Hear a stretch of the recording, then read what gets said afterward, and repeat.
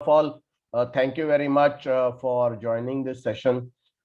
Sunday evening आज है generally, और संडे इवनिंग को भी आप लोग अगर एक सेशन में आते हैं तो it's a very nice thing, because आपका कमिटमेंट जो है इस प्रोफेशन को वो समझ में आता है। तो तहे दिल से मैं आप लोगों को शुक्रिया अदा करना चाहता हूँ। एंड आई होप कि ये 2 कलाक 2 कलाक से पहले हम लोग कंप्लीट करेंगे, बट ये 2 कलाक जो आप लोग स्पेंड करने वाले हैं आपको काफी वैल्यू मिलेगी, और you will definitely be happy for spending this time. तो हम लोग शुरू करते हैं। सबसे पहले एक छोटा सा इंट्रोडक्शन हमारे कंपनी का मैं देना चाहता हूं, because just for those people जो first time sorry, I have a bad throat, तो थोड़ा आपको एक्सक्यूज करना पड़ेगा। Okay, so here it is. Academy का नाम है लाजरस डायस एजुकेशन एकेडमी, और ये छोटा सा वेरी क्विक कॉर्पोरेट प्रोफाइल है 2 मिनट में। तो 2005 में हमने ये शुरू की थी ट्रेनिंग और कोचिंग इंश्योरेंस इंडस्ट्री में। Mission, vision, values and core vision. तो हमारा मिशन है to create predictable success in business and happiness in life by providing innovative tools and system for effective communication and for effective outcome. Okay, vision है to be the world's best performance management company. तो हमें performance management के नाम पे जाना जाता है। हमारी कंपनी मोटिवेशनल ट्रेनिंग में नहीं है, बट हमारी कंपनी जो है वो परफॉर्मेंस मैनेजमेंट में या इम्प्लीमेंटेशन में है, और इसके लिए हम पूरे इंडिया में इम्प्लीमेंटेशन के लिए जाने जाते हैं। Our core values: cost effective solutions, integrity, customer focus, ethical and relationship before revenue. तो ये सिद्धांतों के ऊपर हम लोग बिलीव करते हैं और हमारी एकेडमी को हम चलाते हैं। करंट इंडस्ट्री चैलेंजेस क्या है? एक तो हाई एट्रिशन है सेल्स वर्टिकल में। जैसे मैंने काफी सारे वीडियोस में बताए हैं कि पिछले 10 सालों में करीबन 10 सालों में ऑलमोस्ट 70-80 लाख एजेंट्स टर्मिनेट हुए हैं। Lack of innovative sales tools, innovation हमारे इंडस्ट्री में कम है। मैं आपको एक ऐप के बारे में बताऊंगा जो मैंने ऐप बनाया है, FR ऐप करके, वो लास्ट में मुझे याद दिलाना। तो वो ऐप से आप कोल्ड कॉलिंग हॉट लीड्स में कन्वर्ट कर सकते हैं। जनरली हमारा फोकस सेल्स के ऊपर होता है, जिसको मैं मिसप्लेस फोकस कहता हूं, क्योंकि हमारा फोकस कस्टमर के ऊपर होना चाहिए, सेल के ऊपर नहीं। शॉर्ट टर्म बिजनेस गोल: तो जनरली हम लोग क्या करते हैं, शॉर्ट टर्म के बारे में सोचते हैं, लॉन्ग टर्म और कस्टमर का लॉन्ग टर्म रिलेशनशिप के बारे में सोचते नहीं है। एक्टिविटी मैनेजमेंट मिसिंग है, मतलब कोई भी एक्चुअली रिकॉर्ड रखता नहीं है उनके एक्टिविटी का, कितने लोगों को मिला, कितना कॉल किया, कितना मीटिंग किया, कितना सेल किया, वो सब हम लोग रखते हैं ना, इस वजह से एक्टिविटी मैनेजमेंट मिसिंग है। तो हमारा value proposition as a company, हम माइंडसेट रीअलाइनमेंट में बिलीव करते हैं। जो भी हमारा 1 साल का कोर्स मिनिमम जो करता है उसकी पूरी माइंडसेट चेंज हो जाती है। और जनरली हम लोग ये कहते हैं कि शुरुआत, प्रोग्राम जब शुरुआत होता है, मैं सबको एक फोटो निकालने को बोलता हूँ, और at the end of the programme वापस एक फोटो निकाल के वो दोनों फोटो को अगर कंपेयर करते हैं तो आपका चेहरे का जो भनक है वो चेंज हो जाता है, क्योंकि जैसे आपके विचार चेंज हो जाते हैं, जैसा आपका माइंडसेट चेंज हो जाता है, वैसे वैसे आपका चेहरे का जो लुक है वो कंप्लीटली चेंज हो जाता है। तो वो एक्चुअल प्रूफ हम लोग मतलब देते हैं। हमारे पास इनोवेटिव सेल्स टूल्स है। How to sell insurance without talking about insurance, कोई भी इंश्योरेंस वर्ड न यूज करते हुए। हम लोग एक्टिविटी मॉनिटरिंग करते हैं, वीकली एक्टिविटी। हर बैच में हमारा वीकली एक्टिविटी मॉनिटर होता है। 1 साल के लिए हम लोग सपोर्ट मतलब प्रोवाइड करते हैं। जैसे अभी LIC ऑफ इंडिया में भी सिर्फ 5 कंपनीज है जिनको ट्रेनिंग एडवाइजरी कमेटी ने अपॉइंट किया, और उस 5 कंपनी में हमारा नाम है। तो जहां पे हम 3 दिन, 4 दिन, 5 दिन का कोर्स करते हैं, उनको सबको 1 साल के लिए सपोर्ट प्रोवाइड। हम गारंटी देते हैं आपका सेल्स रेशोज इंप्रूव होगा, क्योंकि हम एक्टिविटी मैनेजमेंट करते हैं, इसके लिए सेल्स रेशो इंप्रूव होता है और आपका परफॉर्मेंस भी इंप्रूव होता है। तो मेरा एडुकेशन MBA फाइनेंस है, CIFP किया हूँ, CIS, RFC। मैं सर्टिफाइड लाइफ कोच भी हूँ USA से, master and spirit life coach हूँ। और एक सर्टिफाइड ग्राफोलॉजिस्ट भी हूँ। मेरी प्रोफेशनल जर्नी 16 साल में एक एज एन इंश्योरेंस एडवाइजर मैंने काम किया है 2001 तक, और 6 टाइम्स एमडीआरटी किया उन दिनों में जब एक्चुअली एमडीआरटी बहुत कम लोग करते थे। और 3 साल में बिरला सन लाइफ इंश्योरेंस का ब्रांच हेड रह चुका हूँ, और 1 साल सीनियर मैनेजर रिक्रूटमेंट था, जिसमें मैंने 3,000 एडवाइजर्स 3 महीने में रिक्रूट किए हैं। 12 साल, अभी ऑलमोस्ट हमारे 15 साल हो गए ट्रेनिंग परफॉर्मेंस मैनेजमेंट में। और लाइफ इंश्योरेंस राउंड टेबल में 20 साल से मैं स्पीकर रहा हूँ। मैंने 4 पुस्तक लिखे हैं, बुक्स लिखे हैं। फर्स्ट बुक था मेरा ऑब्जेक्शन ओवररूल्ड, जिसके ऊपर अभी हम लोग वीडियोस भी बना रहे हैं कि ऑब्जेक्शन को स्टोरीज के, ऑब्जेक्शन जब क्लाइंट लेता है या ऑब्जेक्शन देता है तो उसको कहानी बनाकर या कहानी से कैसे वो हैंडल करना है, बहुत यूनिक है पूरे इंडस्ट्री में। आई थिंक पूरे ऑल ओवर वर्ल्ड में मतलब ऑलमोस्ट 50-60 स्टोरीज है, जो स्टोरीज अलग अलग कारण से, आप जो भी कस्टमर आपको सेल से रोक देता है तो उसको एक एक स्टोरी बोल के आपको आप आगे बढ़ सकते हैं। फिर फैमिली वेलफेयर इकोनॉमिक्स मेरा सेकंड बुक है, 4 C's के बारे में, how to sell insurance without talking about insurance. जो सबसे चहेता बुक है वो है एलडीए सक्सेस सिस्टम। इसके ऊपर ऑलरेडी वीडियोस वगैरह बन चुके हैं कि एक इंश्योरेंस एडवाइजर जो है सक्सेसफुल होने के लिए 21 ऐसे हैबिट्स का मैंने जिक्र किया है, जो स्टेप बाय स्टेप अगर आप इम्प्लीमेंट करते हैं अपने लाइफ में तो डेफिनेटली वो सक्सेस आपको मिलेगा। और जो लेटेस्ट बुक है फंडिंग रिस्पॉन्सिबिलिटीज, कि प्रोस्पेक्ट्स को आप लाइफ इंश्योरेंस खरीदने के लिए कैसे मोटिवेट कर सकते हैं बिना इंश्योरेंस वर्ड यूज किए हुए, बिना प्लान का नाम यूज किए हुए, बिना कोई भी लाइफ इंश्योरेंस का शब्द यूज किए हुए। और इसके लिए मैंने एक ऐप भी बनाया है और वो प्ले स्टोर में है, फ्री ऐप है, मैं उसके बारे में आपको बाद में बताऊंगा। हमने आईडीबीआई फेडरल लाइफ इंश्योरेंस के लिए पूरे ऑल ओवर इंडिया में ट्रेनिंग किए हैं। उनके 28 ब्रांच मैनेजर्स का ट्रेनिंग, 340 एजेंसी मैनेजर्स का, उनके 41 ट्रेनर्स का, ऐसे पूरा ये किया है। एगॉन रेलिगर लाइफ इंश्योरेंस का ट्रेनिंग, कोटक लाइफ इंश्योरेंस का, एमडीआरटी एडवाइजर्स के लिए, एमडीआरटी ट्रेनिंग के लिए, सीओटी ट्रेनिंग के लिए 652 एडवाइजर्स का ऑल ओवर इंडिया हमने ट्रेनिंग किया। SBI life, Aviva, Tata AI, Bharti AXA, Max New York life, ये लोग कंटिन्यूसली हमको मतलब हमारे एकेडमी को हायर करते हैं एमडीआरटी का ट्रेनिंग देने के लिए। तो ये एक बेसिक हमारा इंट्रोडक्शन था, और हम लोग आज का जो टॉपिक है उसके ऊपर जाते हैं। बट उसके पहले जो लोग अभी अभी ज्वाइन किए हैं, मैंने एक छोटा सा रिक्वेस्ट किया है कि आपका नाम, आपका नंबर और आपका डीओ का नंबर जरा चैट में आप डालिए, क्योंकि ये ट्रेनिंग प्रोग्राम का एक डिस्काउंट कूपन है, वो आप सबको पर्सनली फिर मिल सकता है। ओके, तो वो डाल दो और फिर हम लोग शुरू करते हैं। दोस्तों, सो प्राइमरली ये इनकम टैक्स, ये किस लिए है, क्योंकि इंश्योरेंस, हम लोग इंश्योरेंस के बिजनेस में है, तो इनकम टैक्स क्यों करना चाहिए। तो दोस्तों, इसकी कहानी जो है वो मेरे जिंदगी में इनकम टैक्स जो है, इनकम टैक्स के वजह से 3-4 बहुत अच्छी चीजें हो गई। कि इनकम टैक्स मैंने सीखा 1993 में, उस वजह से मेरे उस समय पे जो रिबेटिंग का इतना बड़ा इशू था, तो मैं विदाउट रिबेट काम कर सका। लोग मुझे फीस देने के लिए भी तैयार थे, और वो फीस मैं किस प्रकार से लेता था उसका मैं थोड़ा शेयर करूंगा। दूसरा जो है वो है बड़ी बड़ी पॉलिसीज मुझे मिलने लगा, काफी बड़ी पॉलिसीज, और जो टिकट साइज मेरा काफी बढ़ गया। तीसरा जो है, बड़े बड़े इंसानों से मेरा इंट्रोडक्शन होने लगा। तो CEOs of company, Alyque Padamsee जैसे शख्सियत जो इंटरनेशनल मार्केटिंग गुरु है, उनका पूरा फैमिली का इंश्योरेंस मैं देखता हूँ।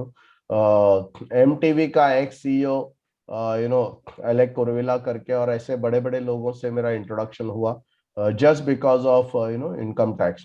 और चौथा जो इम्पोर्टेंट ये है कि मेरा जो यूएसपी है, यूएसपी और मेरा जो ब्रांड है, ब्रांड पर्सपेक्टिव, ब्रांड वैल्यू जो है वो एक कंप्लीट अलग इस पे आ गया। और उस वजह से मुझे दूसरे लोगों से खुद को मतलब लोगों को पता चलता था कि मैं कुछ अलग इंसान हूँ, हटके हूँ। तो ये हटके वाला जो है बहुत जरूरी है हमको इंश्योरेंस में, स्पेशली आज के तारीख, क्योंकि जब मैं ऑपरेट करता था तभी, उस जमाने में 2001 के पहले जब प्राइवेटाइजेशन नहीं था, लोगों का अवेयरनेस इतना नहीं था। लोगों को यूट्यूब और गूगल गूगल दादा, गूगल बाबा, ये सब नहीं था। तो इस वजह से हमारा उस समय चैलेंज था कि पीपीएफ 12% इंटरेस्ट देता था, तो वो चैलेंज था। बट बाकी ऐसा सब नॉलेज लोगों को नहीं था बिल्कुल। आज क्या है कि knowledge at the finger tips है। तो आज डिस्टिंक्शन करना, यूएसपी क्रिएट करना, खुद को हटके दिखना बहुत जरूरी है। तो इनकम टैक्स का जो शुरुआत मेरा हुआ था 1993 में, जब मैंने 1 साल का कोर्स किया बॉम्बे इंस्टीट्यूट ऑफ कॉमर्स में। और वो लोग जो पढ़ा रहे थे वो प्रैक्टिशनर्स थे, वो प्रोफेसर्स नहीं थे। इसके लिए मोस्टली जो भी वो लोग ने पढ़ाया सब बाउंसर चला गया। कुछ कुछ उसमें से मेरे को समझ में आ गया। और फिर क्या हुआ कि अलीका नगर में मैंने एक फ्लैट बुक किया था 91 में। और 91 में बुक किया था, कुछ 93 के एंड में मैंने वो बेच दिया। और बेचने के बाद थोड़ा सा जो मेरे मुझे इनकम टैक्स में समझा था, उस हिसाब से मेरे को ये समझा था कि अगर घर आप बेचते हो और उसके बाद दूसरा घर खरीदते हो तो आपको कोई टैक्स भरने की जरूरत नहीं है। इस अंडरस्टैंडिंग से please mute your self everybody. Hello. तो उस इंटेंशन से या उस नॉलेज से मैंने वो घर बेच दिया, अलीका नगर का दूसरा बड़ा घर ले लिया। और उसमें एक्स्ट्रा लोन भी ले लिया। बट मुझे लगा क्योंकि जो भी मैंने बेचा था वो पूरा रकम नए घर में मैंने इन्वेस्ट कर दिया।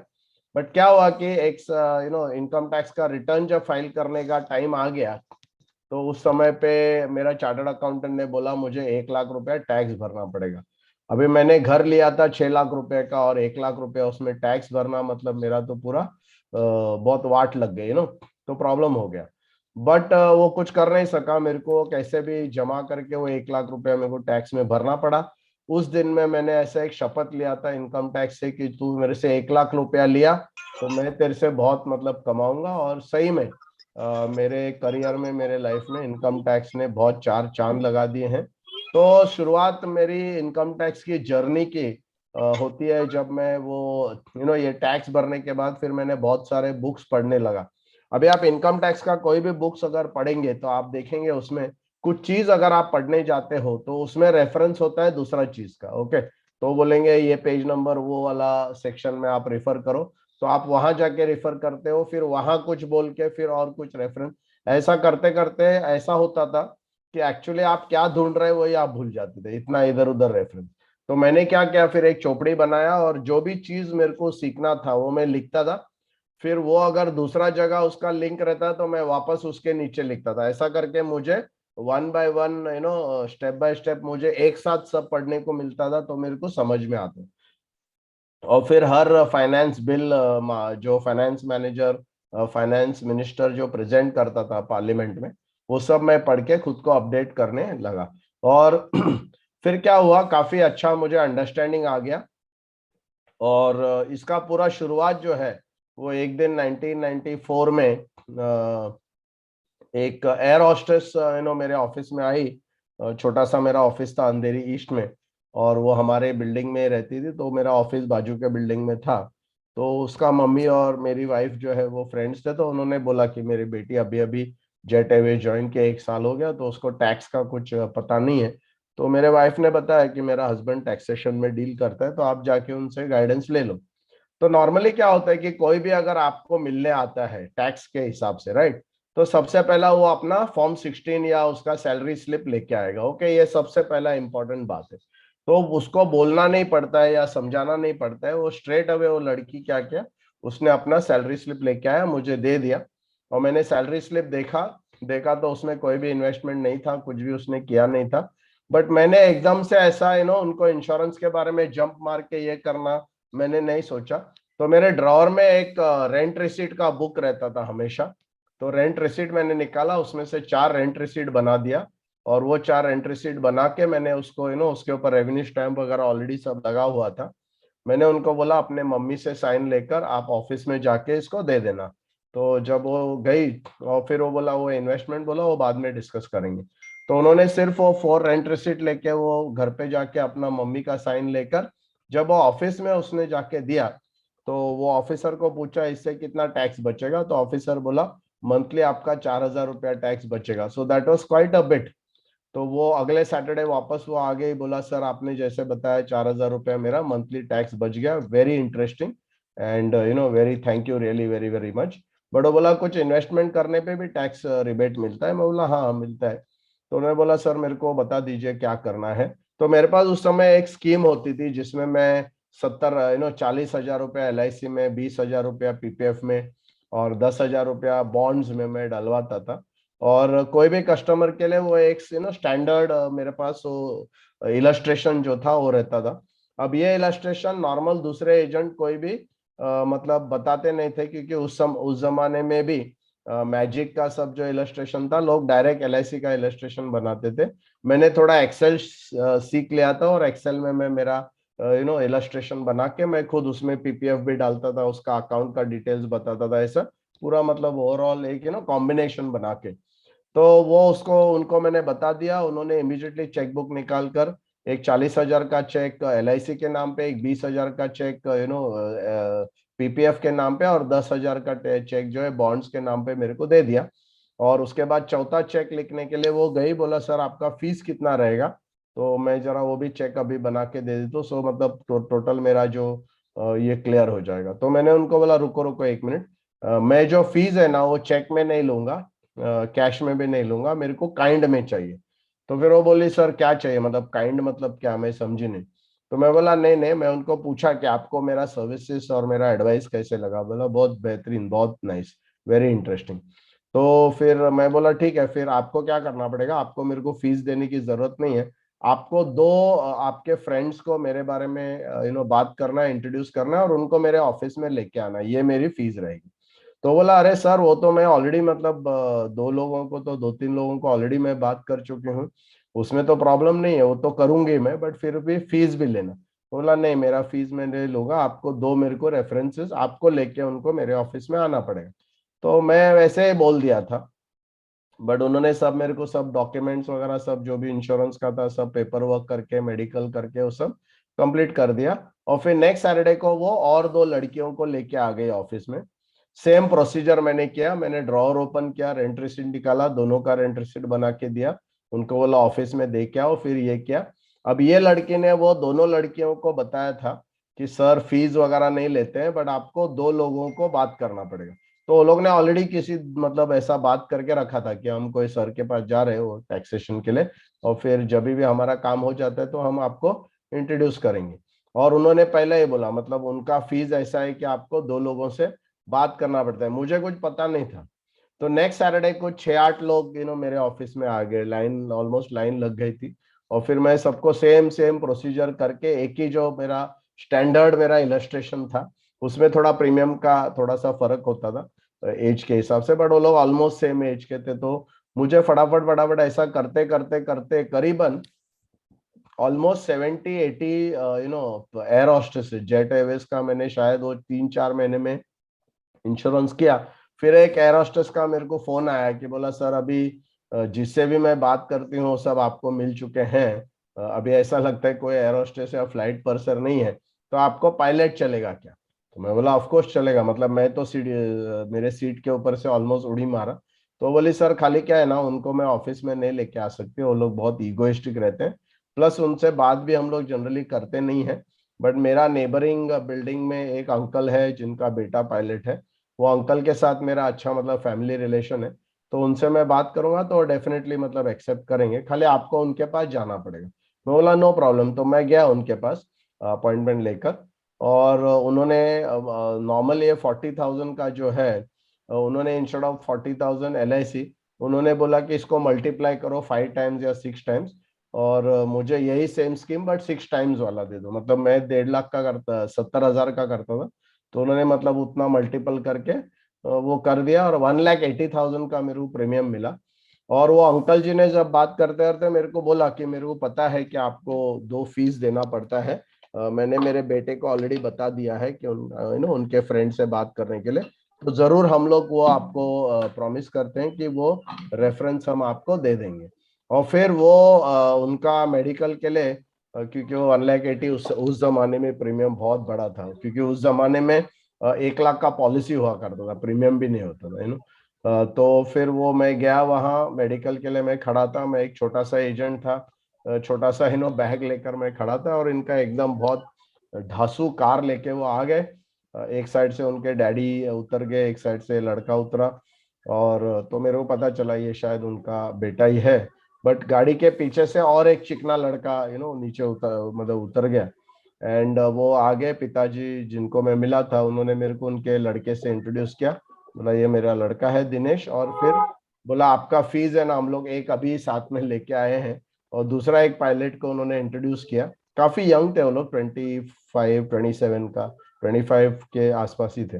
बोला ये दूसरे पायलट को भी मैं लेके आया हूँ। अभी मेरा प्रॉब्लम था कि मेरे पास फॉर्म भी नहीं था, बिकॉज मैंने कभी एक्सपेक्ट नहीं किया था, तो मेरे पास प्रपोजल फॉर्म भी नहीं था, और उस जमाने में मेडिकल वेडिकल का बहुत प्रॉब्लम था, मतलब ऐसा पेपर वर्क में बहुत वो करते थे। तो भी मैंने डॉक्टर को बोला, अभी मैं उनको नहीं बोल सकता हूँ कि फॉर्म नहीं है, तो मैं अंदर डॉक्टर से जरा मस्का मारा, बोला सर वो आगे है पार्टी, उनका आप सब करवा लो, फॉर्म वॉर्म में कल लेके आ जाऊंगा तो मतलब ऐसे करके फिर पेप्सी में पूरे गोडाउन्स में मुझे एक टेबल दिया गया था, हर गोडाउन में मैं जाता था, बैठता था।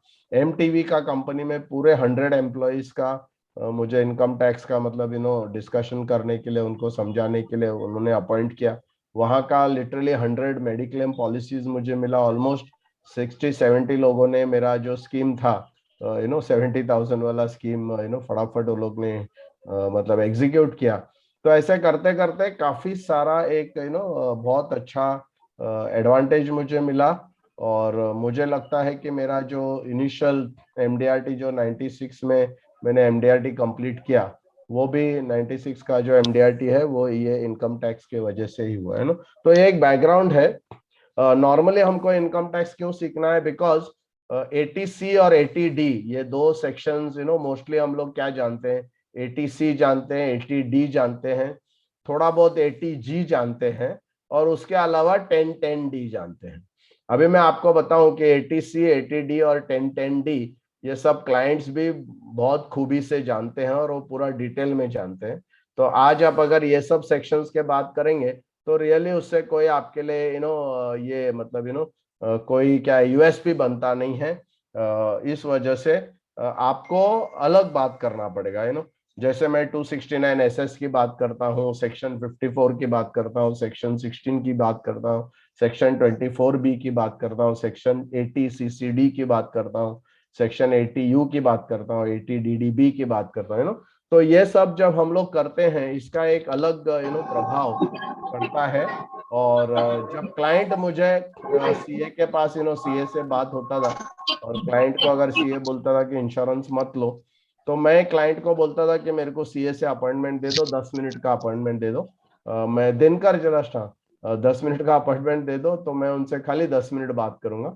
और मैं जाके चार्टर्ड अकाउंटेंट से 269 एसएस सेक्शन का बात करता था, और उनको बोलता था सर वो 269 एसएस में अभी अमाउंट कितना लिमिट है, 20,000 है क्या है तो ऐसा करके तो क्या होता था कि चार्टर्ड अकाउंटेंट एकदम पूरा मतलब सडनली मतलब ये हो जाता था, बिकॉज थोड़ा सा उनको क्या है, बहुत सेक्शन है ना, मेरे को तो एक दो चार सेक्शन पता थे, उनको तो मतलब ऐसा एकदम फट करके वो याद नहीं आएगा। तो उन्होंने बुक मतलब देखकर, तो मैं जिस भी चार्टर्ड अकाउंटेंट के पास गया हूँ, थोड़ा सेक्शन में मैं बात करने लगता हूँ, तो चार्टर्ड अकाउंटेंट एकदम उनको लगता है कि ये हमारे लेवल का ही बंदा है। और आई टेल यू कि मुझे चार्टर्ड अकाउंटेंट उनके कार में उनके क्लाइंट्स को मिलने के लिए लेके जाते थे, बिकॉज मैं मीटिंग 10 मिनट का सेट करता था, बट लिटरली हम लोग एक डेढ़ घंटा बात करते थे, और जो उनके क्लाइंट को मैंने प्रेजेंटेशन दिया है, वही प्रेजेंटेशन में सीए को भी देता था, वहां से मुझे एक एडिशनल पॉलिसी मिलती थी, और प्लस सीए दो चार और मुझे रेफरेंसेस मुझे देते थे। तो ये एक दुनिया अलग है, और ये दुनिया में आपका मैं आज इंट्रोड्यूस करने वाला हूँ,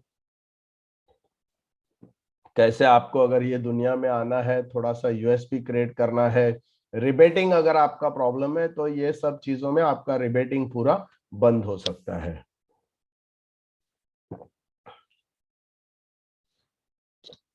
ऑफ कोर्स हमारा अभी फिलहाल डेवलपमेंट ऑफिसर का पूरा साल का कोर्स चल रहा है। 3 बैचेस हमारे डेवलपमेंट ऑफिसर के हैं ऑल ओवर इंडिया के, 3 बैचेस हमारे एजेंट्स के हैं।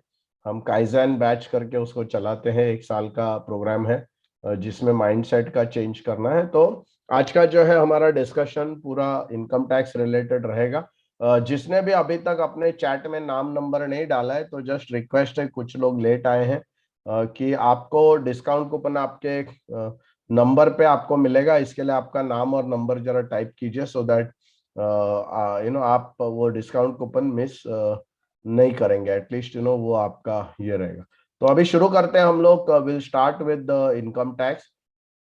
नॉर्मली इनकम टैक्स के बारे में जो तो हम लोग शुरू करते हैं। Just give me 1 minute.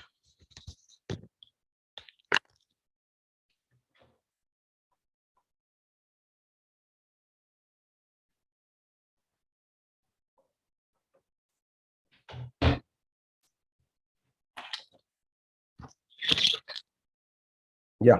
So welcome to the income tax session today, introductory session. So let's start.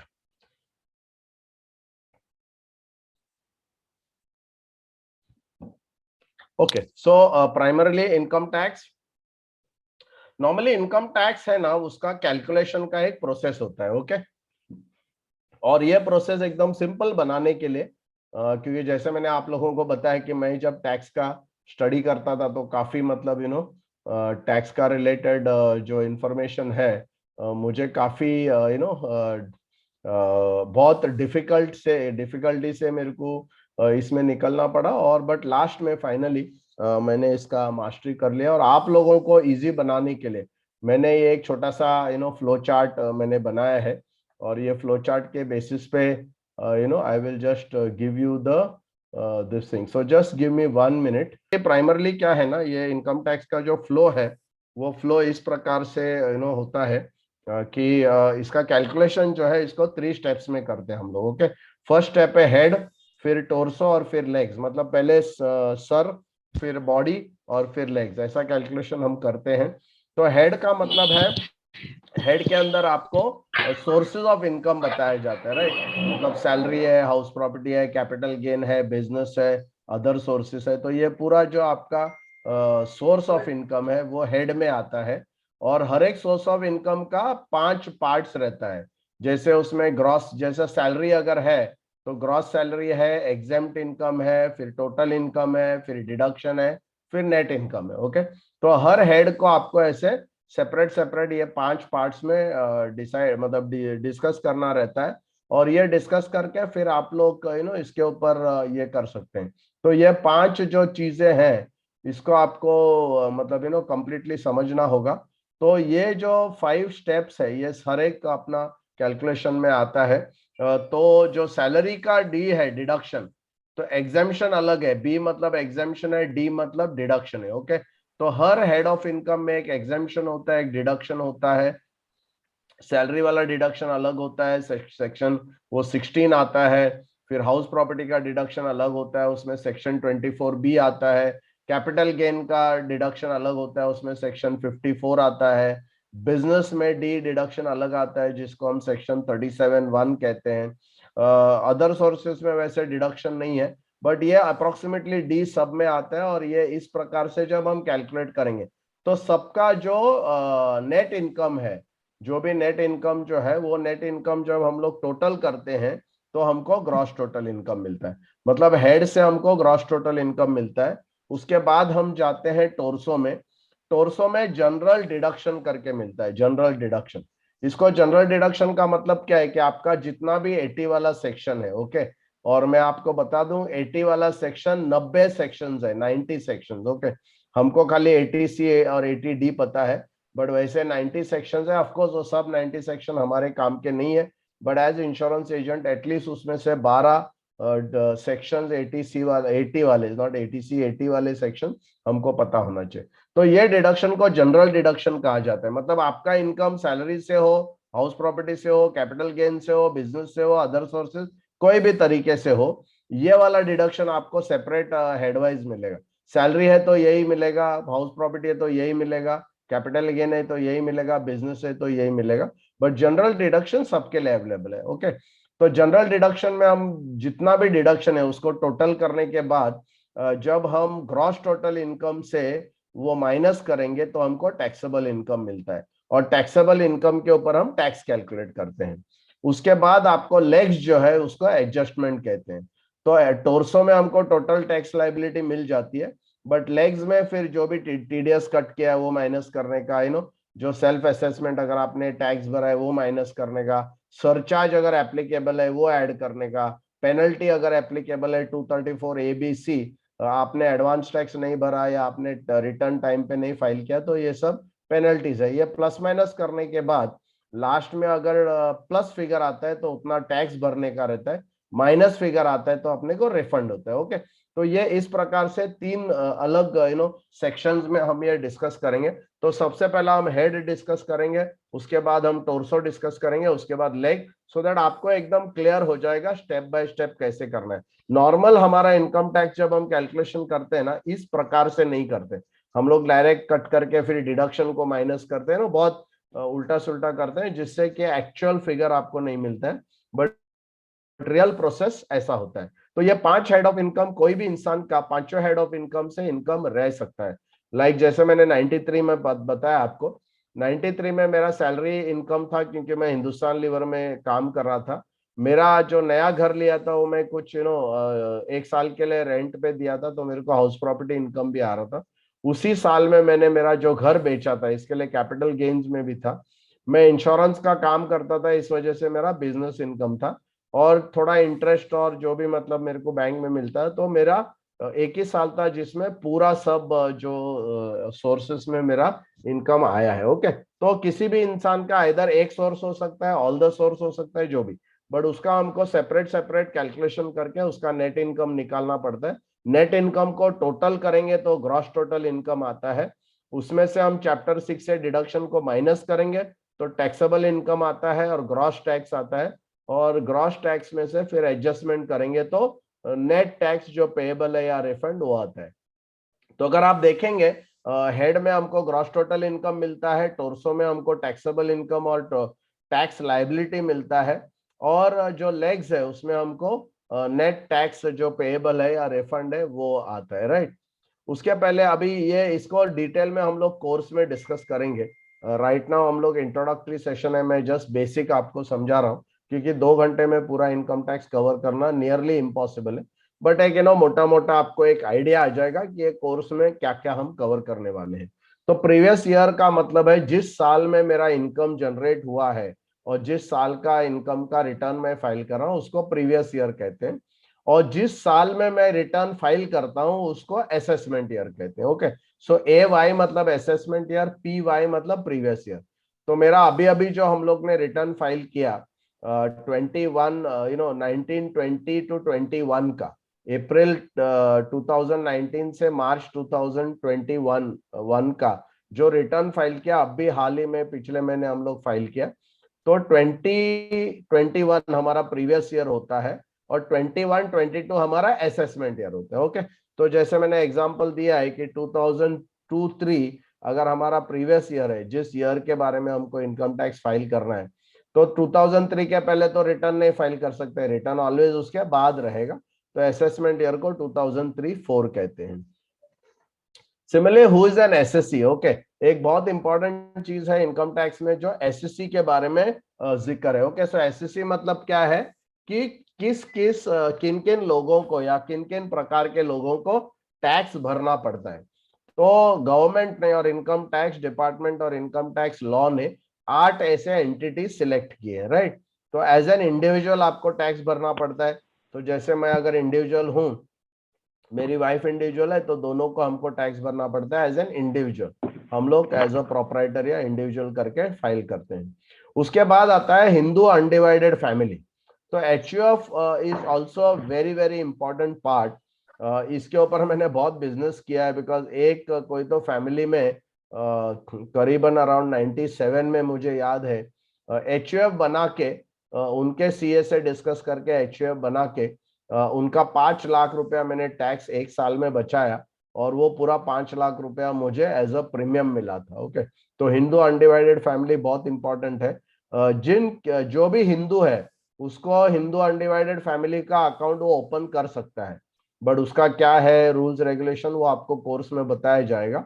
But अगर वो हिंदू अनडिवाइडेड फैमिली रहेगा तो वो एटीसी में 1.5 लाख नहीं, उसको 3 लाख डिडक्शन मिलेगा, क्योंकि एचयूएफ में 1.5 लाख मिलेगा और इंडिविजुअल में 1.5 लाख मिलेगा। तो आप अगर जो लोगों के पास एचयूएफ नहीं है उनको जाके अगर एचयूएफ बनाते हैं तो आपको खुद को एक एडिशनल इंश्योरेंस का, क्योंकि उसमें मेडिक्लेम में भी 80D भी अलग आता है, 10-12 सेक्शन में एचयूएफ में सेपरेट डिडक्शन आपको मिल सकता है। कंपनी मतलब जो कंपनी प्राइवेट लिमिटेड जो कंपनीज है उसको कंपनी कहते हैं, उनका रिटर्न सेपरेट होता है। फर्म मतलब जो पार्टनरशिप फर्म है उसका रिटर्न अलग भरना पड़ता है। Association of person AOP BOI करके होता है, मतलब अगर कोई परमानेंटली कोई बिजनेस अगर साथ में कर रहा है तो इधर वो कंपनी शुरू करेगा या पार्टनरशिप शुरू करेगा। बट कभी कभी ऐसा होता है कोई एक प्रोजेक्ट के लिए, जैसे मोस्टली बिल्डर्स में मैंने देखा है कि जिसका जमीन रहता है तो बिल्डर उसके पास जाके उसको बोलता है कि हम लोग ये प्रोजेक्ट साथ में करेंगे। तो वो जो प्रोजेक्ट जब साथ में होता है, बिल्डर अपना मतलब पूरा कंस्ट्रक्शन का ये लगा देता है और जो ओनर है लैंड का वो अपना लैंड दे देता है, और दोनों एक वो छोटा सा उसको एओपी कहते हैं, और वो फिर रिटर्न सिर्फ वो प्रोजेक्ट का जाता है। उसके बाद वो प्रोजेक्ट होने के बाद उनका कंटिन्यूटी नहीं रहता है। और लोकल अथॉरिटी मतलब टीएमसी, बीएमसी, एमआईडीसी, एमटीडीसी, जो भी मतलब ये अथॉरिटीज है उनका जो रिटर्न जाता है। और लास्ट है जिसको हम एवरी आर्टिफिशियल पर्सन कहते हैं, जो ट्रस्ट है। इनफैक्ट अब तक आपका कुल देवता का फाइल भी आप बना सकते हैं, और कोर्स में ये हम लोग ने काफी डिटेल में मतलब उसको समझाया है। और नॉर्मल जो ट्रस्ट है जैसे तिरुपति है, ये जो बड़े बड़े टेम्पल्स है, ये सब एज अ ट्रस्ट वो लोग रिटर्न फाइल करते हैं। उसके अलावा जो बहुत बड़े रईस लोग हैं, स्पेशली जो बिजनेस में है, वो लोग क्या करते हैं, वो लोग अपना खुद का फैमिली ट्रस्ट बनाते हैं, और फैमिली ट्रस्ट बना के उनका पूरा प्रॉपर्टी और इन्वेस्टमेंट वो लोग फैमिली ट्रस्ट में ट्रांसफर करते हैं, ताकि कल को अगर बिजनेस में कोई भी कांड हो गया, कोई भी प्रॉब्लम हो गया, तो एटलीस्ट उनका जो प्रॉपर्टी और इन्वेस्टमेंट है वो सेफ रह सके। इसके लिए आजकल फैमिली ऑफिस करके एक नया कॉन्सेप्ट आया है, जहां पर लोग बड़े पैमाने पे इन्वेस्टमेंट अपना पूरा जो है एक ट्रस्ट को डाल देते हैं, ट्रस्ट में डाल देते हैं। तो वो ट्रस्ट का जो रिटर्न है वो इस एंटिटी के आधार पे होगा, राइट। अभी मैं आप लोगों को पूछना चाहता हूं कि इनकम टैक्स में अगर आपको मैं पूछूं कि इनकम किसको हम कहेंगे, व्हाट इज इनकम, आप लोग बता सकते हैं what is income? Very quickly unmute करके या चैट में आप डाल दें। अगर मैं पूछूंगा what is income? Income which is earn through interest, bank interest. हाँ, income which is earned to bank interest. Okay, so all other money that you receive will not be income. Salary, Salary will be there. commission. Okay, salary. Okay, what else? Dividend. Business income, business income. Dividend, business Bank income. income. Okay, okay. What else? And profit from But what y'all are doing, no, y'all are giving me the names of income. I am asking you the definition of income. Salary एक income head हो गया ना, business एक income head, but income इसका definition कैसे आएगा? What is income? मतलब एक सेंटेंस में अगर मुझे बताना है तो व्हाट विल यू से?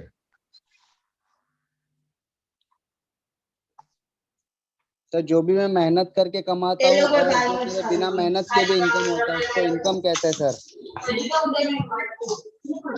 मेहनत करके और बिना मेहनत के दोनों के जो इनकम।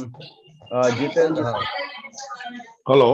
हाँ सर कोई भी कार्य करके अपना आइडिया सेल करके किसी भी प्रकार से हम जो भी अर्न करते हैं, टाइम के, आइडिया देके, दिमाग देके, that is income. It may be in form of salary, it may be in form of commission, it may be in form of profit. Okay, fine. Anybody else? Any legal or illegal receipt of money is income. Okay, legal and illegal, very good. Okay, receipt of money, तो जितेंद्र मुझे ये पूछना था कि अगर illegal और legal receipt of money है तो आपको लोन आपको मिलता है, तो लोन क्या इनकम है? That is also receipt of money ना सर? लोन इनकम नहीं है, इलीगल भी लोग कहाँ इनकम टैक्स में दिखाते हैं इनकम के तौर पे। वो अलग बात है, बट वो इनकम टैक्स ऐसा नहीं बोलता है कि इलीगल है तो टैक्सेबल नहीं है। लीगल सर मैं तो एस्टेट एजेंट में भी डील करता हूँ, मैं एस्टेट एजेंट में भी डील करता हूँ। हम लोग को ब्रोकरेज ब्लैक में, कैश में मिलता है, हम लोग शो नहीं करते इनकम में। राइट। इन सर इनकम टैक्स के हिसाब से अगर आपके पास रिसिप्ट इलीगल भी है वो भी आपका इनकम ही है। आप शो करते हो नहीं एक्चुअली करते यस, अलग वो बात है। अलग बात है। Yes yes, very correct, very correct. आप नहीं शो करते उसका कोई मतलब नहीं है, because you know it can lead to trouble, but anyway वो आप बताते नहीं, वो अलग चीज है, right? Okay, so let us look at some. मेरे को आप लोगों का डेफिनेशन बहुत अच्छा नहीं लगा। मैं आपको बोलता हूँ कि what will be the correct definition. मेरे को ये बताओ, एग्रीकल्चरल इनकम टैक्सेबल है क्या, या एग्रीकल्चर इनकम को इनकम मानते हैं क्या? एग्रीकल्चर इनकम टैक्सेबल नहीं है। नहीं है ना, तो वो नहीं। इनकम नहीं है मतलब, right? No, it is a income. तो that is what I am saying, I am also confuse. अभी आप लोग मेरे को भी कंफ्यूज कर रहे हैं, मेरे को वापस सब पढ़ना पड़ेगा। अच्छा, लिफ्ट में अगर पैसा मिला तो इनकम है क्या वो?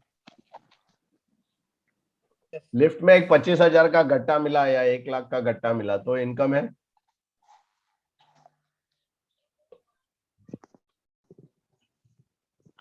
Hello hello. सर वो ये वेहीकल इनकम के मीन्स एंड एंड अनन सी हाँ, लिफ्ट में मिला है। तो अनअर्न्ड है ना वो, लिफ्ट में मिला तो हाँ मतलब इनकम टैक्स वाला बोलते हैं देखो भाई, आपको बाकी जो भी आपने कमाया नहीं ना, वो अगर आपको मिलता है तो वो इनकम नहीं है, ऐसा बोलता है गवर्नमेंट। फिर लॉटरी भी टैक्सेबल नहीं होना चाहिए, कुछ मेहनत नहीं करता आपने तो खाली लॉटरी टिकट निकाला ना। ओके फाइन, चलो वो हम लोग करते हैं। स्मगलिंग का इनकम इनकम है कि नहीं है? देखो वो बताता नहीं, वो अलग चीज है, बट स्मगलिंग का इनकम भी इनकम है, राइट? अगर आपको आपके लड़के ने या आपके ब्रदर ने या सिस्टर ने आपको 5 लाख रुपया दे दिया, तो वो इनकम है कि नहीं है?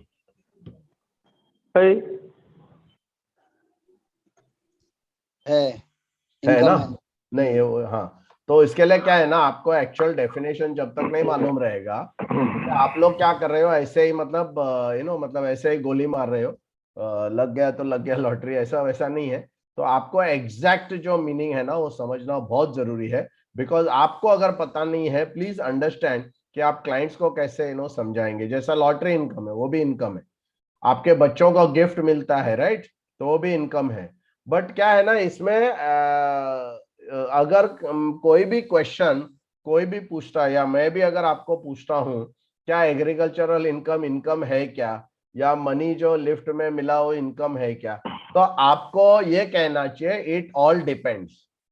आंसर क्या होना चाहिए? इट ऑल डिपेंड्स, क्योंकि वो बहुत सारे सिचुएशन और सर्कमस्टेंस के ऊपर डिपेंड होता है। Okay, you can't give a straight answer, आपको फिर और एडिशनल इंफॉर्मेशन रिक्वायर्ड है, क्योंकि इनकम टैक्स का जो लॉ है ना, तो इनकम टैक्स का, so what is income as per income tax act? Income tax act के हिसाब से जो भी चीज सेक्शन 10 में मेंशन नहीं है वो सब इनकम है। Hello, okay? जो भी सेक्शन 10 में मेंशन नहीं है वो सब इनकम है, जो भी सेक्शन 10 में मेंशनड है वो इनकम नहीं है, जो भी सेक्शन 10 में मेंशनड है उसको हम एग्जेम्प्ट इनकम कहते हैं। ओके, सो ये आपको डेफिनेशन क्लियर होना चाहिए। आप इनकम टैक्स वाले को जाके पूछेंगे कि मेरे बच्चे को 2 लाख रुपया गिफ्ट मिला, तो क्या वो इनकम है कि नहीं? इनकम टैक्स वाला बोलेगा वो मेरे को मत पूछो, सेक्शन 10 में देखो है क्या उसमें। तो सेक्शन 10 में 92 आइटम्स है, 92 की लिस्ट है, जिसमें आपका सेक्शन 10(10)D आता है, राइट? तो 10(10)D ऐसा 10 का आगे जो दूसरा ब्रैकेट्स में जो नंबर लिखा रहता है, वैसे 92 अलग आइटम्स है, जिसमें एग्रीकल्चर इनकम आता है, बहुत सारी चीज। Okay, so one of the thing is that आपको ये कोर्स में ये क्लियरली सीखने मिलेगा कि एग्जैक्टली इनकम किसको कहते हैं, बिकॉज यही क्लैरिटी अगर नहीं रहेगी तो how can you guide clients?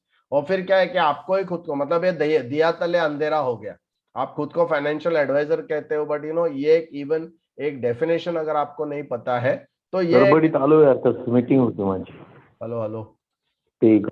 Okay, so the next thing is, एक बार आपको इनकम और ये सब क्लियर हो गया, उसके बाद हम चलते हैं सोर्सेज ऑफ इनकम के ऊपर। तो सबसे जो इम्पोर्टेंट है वो है, हम 5 सोर्सेज ऑफ इनकम के बारे में बात करेंगे। इनकम फ्रॉम सैलरी का बात करेंगे, इनकम फ्रॉम हाउस प्रॉपर्टी का बात करेंगे, बिजनेस इनकम बहुत डिटेल में डिस्कस करेंगे, बहुत डिटेल में। कैपिटल गेन्स का हम बात नहीं करेंगे, क्योंकि कैपिटल गेन्स एक थोड़ा पेचीदा सब्जेक्ट है, मैं उसको इसके साथ मिक्स नहीं करना चाहता हूं, बिकॉज फिर आप टोटली कंफ्यूज हो जाएंगे। तो वो सब सब्जेक्ट को मैंने सेपरेट रखा है। अगर किसी को इंटरेस्ट है वो हम लोग एडवांस का एक छोटा सा मॉड्यूल बना लेंगे। बट फिलहाल आपको पर्सनली इंश्योरेंस का बेसिक जो इनकम टैक्स की जरूरत है, तो आपको salary income, house property income, business profession income and income from other sources, इतना आप अगर करेंगे तो आपके लिए बहुत मतलब ये रहेगा। तो हम सैलरी इनकम के बारे में बात करेंगे। सैलरी इनकम में जैसे कोई अगर कोई अगर एम्प्लॉयर किसी को अगर घर देता है रहने के लिए, या वो कार देता है, या बच्चों का फीस भरता है, राइट, तो उसको परक्विजिट कहते हैं। ओके, परक्विजिट करते हैं कहते हैं, जो सेक्शन 17 में उसके बारे में विस्तार में डिस्कशन होगा। एम्प्लॉयर एम्प्लॉय स्कीम में भी वो आता है, जिसको हम सेक्शन 17 एम्प्लॉयर एम्प्लॉय में, एम्प्लॉयर जब प्रीमियम भरता है तो एम्प्लॉयर को डिडक्शन मिलता है, और एम्प्लॉय को वो अंडर सेक्शन 17 परक्विजिट माना जाता है, मतलब एम्प्लॉय के नाम पे वो इनकम गिना जाता है, और उसके बाद वही पॉलिसी के ऊपर एटीसी का भी डिडक्शन एम्प्लॉय को मिलता है। ओके, तो सैलरी में एक नॉर्मल सैलरी होता है और दूसरा परक्विजिट्स करके होते हैं। तो परक्विजिट्स का ये है। इसमें एक बहुत इंपॉर्टेंट एडवांटेज ये है कि जिसको हम एचआरए कहते हैं। जैसा कोई अगर लड़का या लड़की वो जॉब कर रहे हैं और उनको एचआरए करके अगर उनके सैलरी में मिलता है, तो वो लोग अपने पिताजी को या माँ को रेंट रिसीट दे सकते हैं, रेंटल एग्रीमेंट बना के रेंट रिसीट दे सकते हैं। वो रेंट रिसीट बताने के बाद उनको टैक्स का डिडक्शन मिलता है, और वो इनकम पिताजी के नाम पे ऐड हो जाता है। बट पिताजी के नाम पे ऐड सिर्फ 70% होता है, 100% डिडक्शन बच्चों को मिलता है।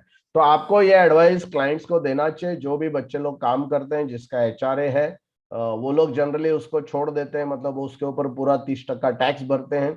बट अगर आप उनको गाइड करेंगे तो उनका काफी सारा टैक्स, 30% टैक्स उनका बच सकता है, और ये इनकम ट्रांसफर होगा खाली उसके नाम से अपने पिताजी के नाम पे। बट ये कैसे करना है, उसका डिटेल कैलकुलेशन क्या होता है, एचआरए क्या है, उसका डिडक्शन क्यों है, वो कौन से सेक्शन में, ये पूरा आपको कोर्स में बताया जाएगा। उसके बाद तो सैलरी का पूरा विस्तार में हम लोग डिस्कस करेंगे। उसके बाद आती है हाउस प्रॉपर्टी। ओके, तो हाउस प्रॉपर्टी में मैं आपको एक वेरी सिंपल क्वेश्चन पूछना चाहता हूँ कि अगर आपके पास एक घर है जो आपने रेंट पे नहीं दिया, एक ही घर है और उसमें आप रहते हैं, तो रेंटल इनकम कितना माना जाएगा?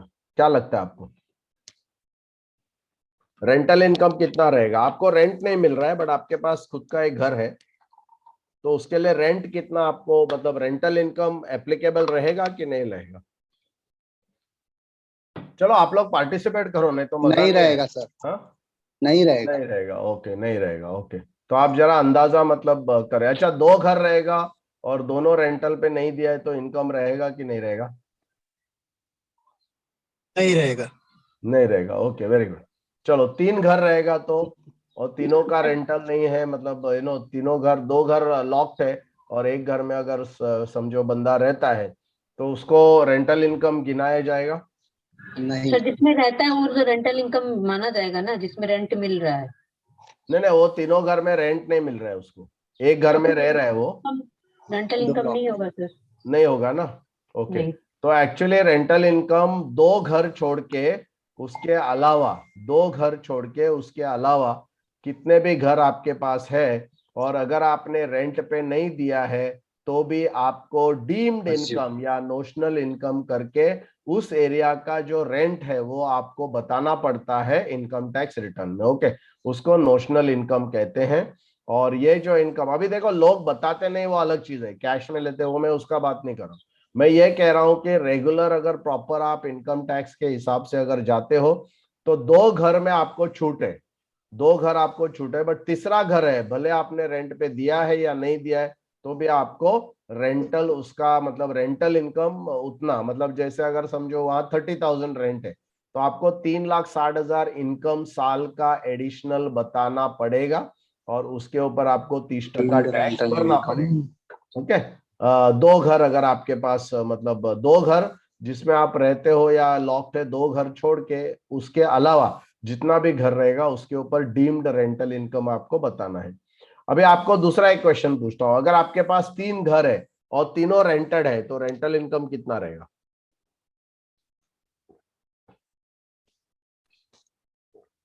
देखो ये सब चीज जब आप जाके क्लाइंट से बात करते हो ना, एक अलग आपका भनक जो है, एक अलग पोजीशनिंग होती है। मैं क्लाइंट को जाके ये सब क्वेश्चन पूछता हूँ कि अगर तीनों का आपके, रेंटल इनकम आएगा, हाँ तीनों का आएगा, तीनों का रेंटल इनकम आएगा। तीनों का रेंटल आएगा। बट अभी ऊपर हमने बोला 2 घर तो फ्री है ना।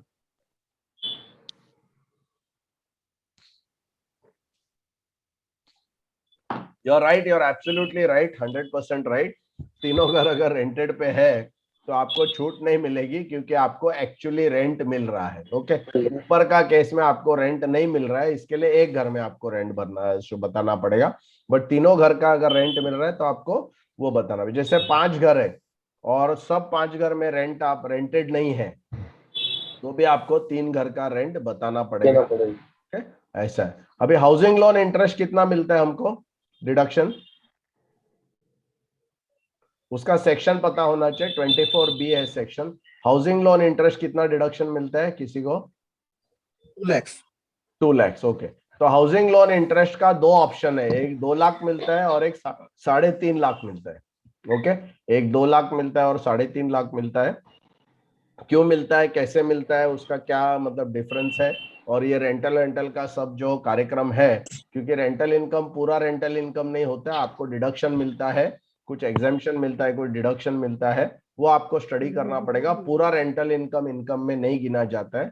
आपको मेंटेनेंस के लिए कुछ डिडक्शन मिलता है, आपको प्रॉपर्टी टैक्स के लिए कुछ एग्जाम्पशन मिलता है, और फिर हाउसिंग लोन इंटरेस्ट के ऊपर आपको डिडक्शन मिलता है। तो ये सब पूरा विस्तार में, बहुत डिटेल में हम लोग कोर्स में डिस्कस करने वाले। ओके, फिर आते हैं बिजनेस एंड प्रोफेशन के ऊपर।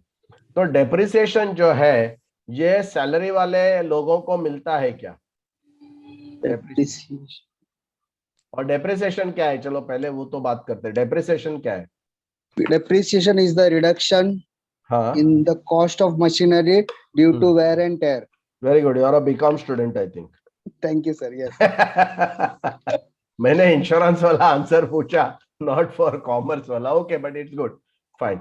तो क्या होता है कि डेप्रिसिएशन क्या है ना, समझना बहुत जरूरी है। बिकॉज जब आप फाइनेंशियल अंडरराइटिंग के लिए जाते हो, कोई भी प्रपोजल, बड़ा प्रपोजल जब आप डालते हो, तो आपको डिडक्शन जो है वो बिजनेस में जो भी डेप्रिसिएशन जो है, डेप्रिसिएशन को आपको ऐड करके LIC को प्रॉफिट को बढ़ा के दिखाना पड़ता है। Because depreciation is a non cash expense. Okay, उसको नॉन कैश एक्सपेंस बोलते हैं। क्यों?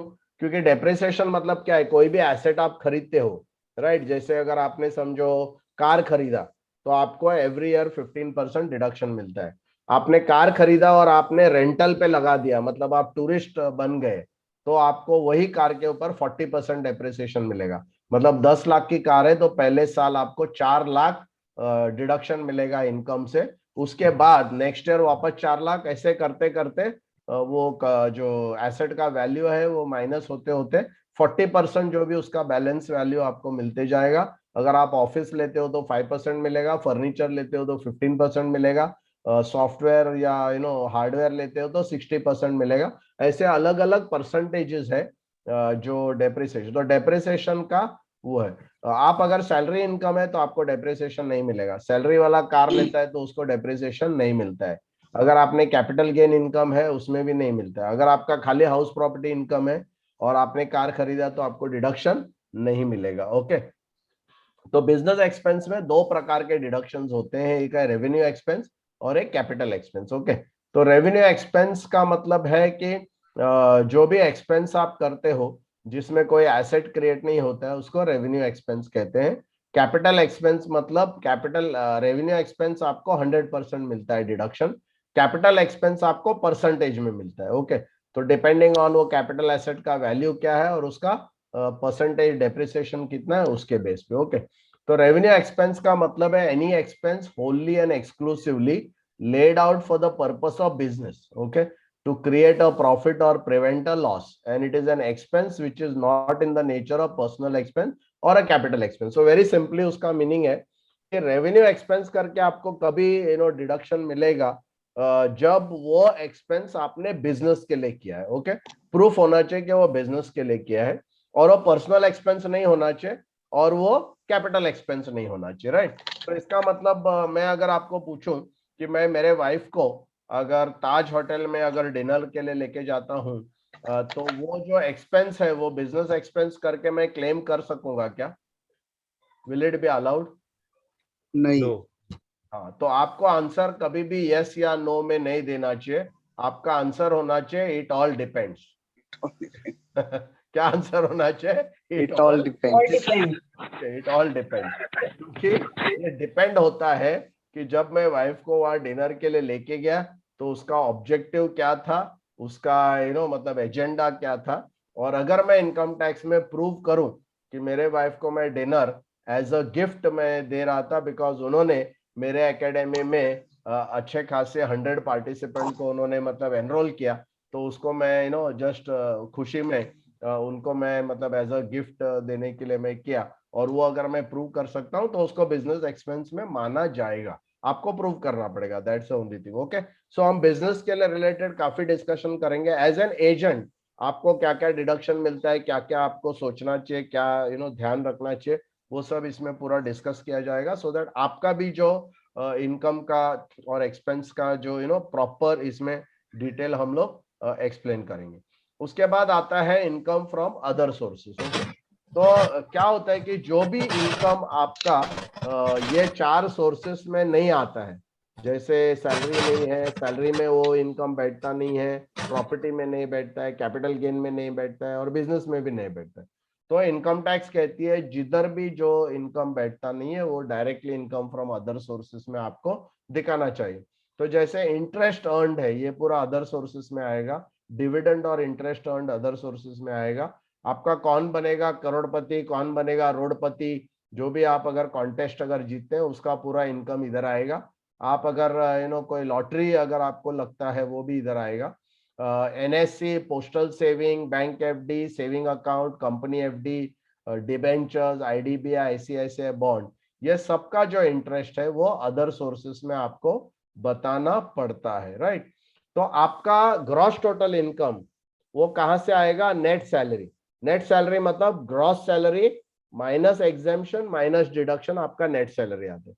फिर नेट हाउस प्रॉपर्टी, तो gross rental minus exemption minus deduction, net house property. फिर नेट प्रॉफिट, तो मतलब रेवेन्यू एक्सपेंस, कैपिटल एक्सपेंस, उसके बाद आपका एग्जेम्पशन और फिर डिडक्शन, फिर नेट प्रॉफिट। वैसे ही कैपिटल गेन्स में वैसे net income from other sources. ये टोटल जब हम करेंगे हमको ग्रॉस टोटल इनकम मिलता है। तो अभी तक हम लोग ने जो डिस्कस किया वो हेड के बारे में डिस्कस किया।